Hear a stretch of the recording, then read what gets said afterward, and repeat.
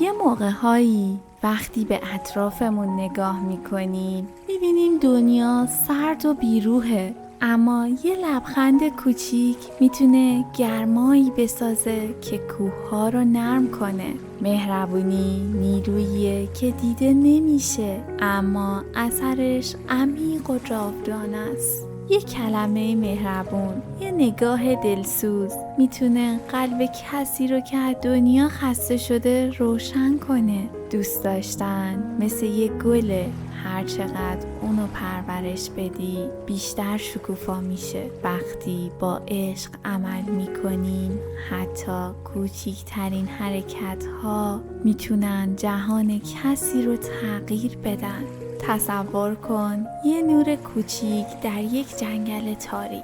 نور آروم و ملایم شاخه ها و برگ ها رو روشن میکنه و حیوانات، گلا و هر موجودی رو در اطرافش به آرامش میرسونه. مهربونی هم همینه. گاهی در برابر سختی ها تنها با نور کوچیک خودت میتونی دنیای اطرافتو گرم و روشن کنی. حالا تصور کن یک کودک که برای اولین بار یه دست مهربون به سمتش دراز میشه. یه لبخند، یه کلمه تشویق آمیز چقدر میتونه دنیای اونو تغییر بده. مهربونی گاهی بزرگترین هدیه‌ایه که میتونیم به بقیه بدیم، بدون اون که حتی خودمون بدونیم چه تأثیری داره. دوست داشتن به خودمون، به دیگران، به دنیای اطراف همون نوریه که قلب‌ها رو به هم نزدیک میکنه. هیچ عمل کوچیکی از مهربونی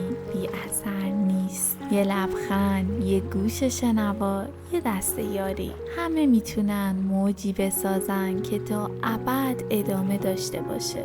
مهربونی زبانیه که همه میفهمن، حتی اگه کلامی نباشه، حتی اگه دور باشیم. یه نگاه مهربون، یه پیام کوتاه میتونه قلب کسی رو لمس کنه و امیدی تازه در اون بیدار کنه. یک صبح زود رو تصور کن. نور ملایم خورشید از لابلای شاخه ها میتابه. نسیم به آرومی صورتتو نوازش میکنه و قطره های شبنم روی برگ ها میدرخشن. مهربونی همینقدر ساده و آرومه، میتونه دنیای کسی رو روشن کنه بدون هیاهو، بدون صدا، فقط با حضورش. دوست داشتن نیروییه که ما رو زنده نگه میداره. ما وقتی میبخشیم، وقتی دوست می‌داریم، در واقع خودمون رو هم تغذیه می‌کنیم و هر بار که با عشق عمل می‌کنیم جهانی زیباتر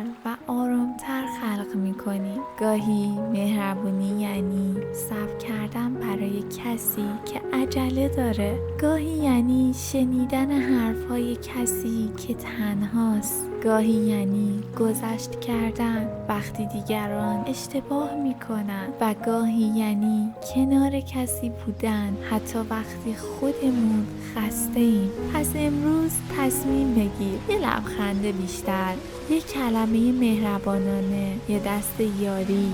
شاید فکر کنی کوچیکه، اما باور کن اثرش عظیمه. مهربونی و دوست داشتن مثل نور کوچیکیه که قلب‌ها رو روشن میکنه و این نور هیچ وقت تموم نمیشه. هرچی بیشتر بدی بیشتر دریافت میکنی و هر بار که محبت میکنی دنیا کمی زیباتر میشه. به یاد داشته باش تو توانایی تغییر زندگی بقیه رو با مهربونیت داری.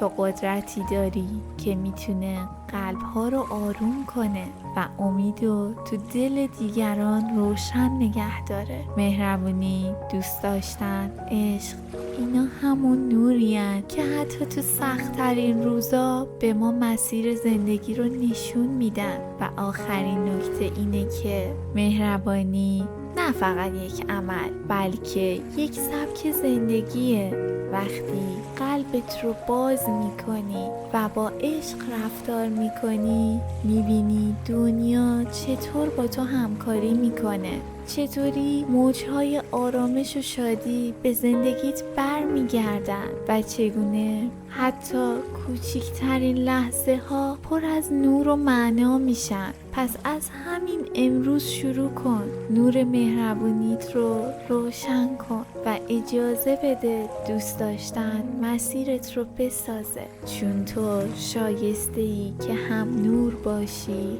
هم امید، هم برای خودت و هم برای دیگران. اگه از این ویدیو لذت بردید سابسکرایب یادتون نره تا در ویدیوهای بعدی هم همراهمون باشید.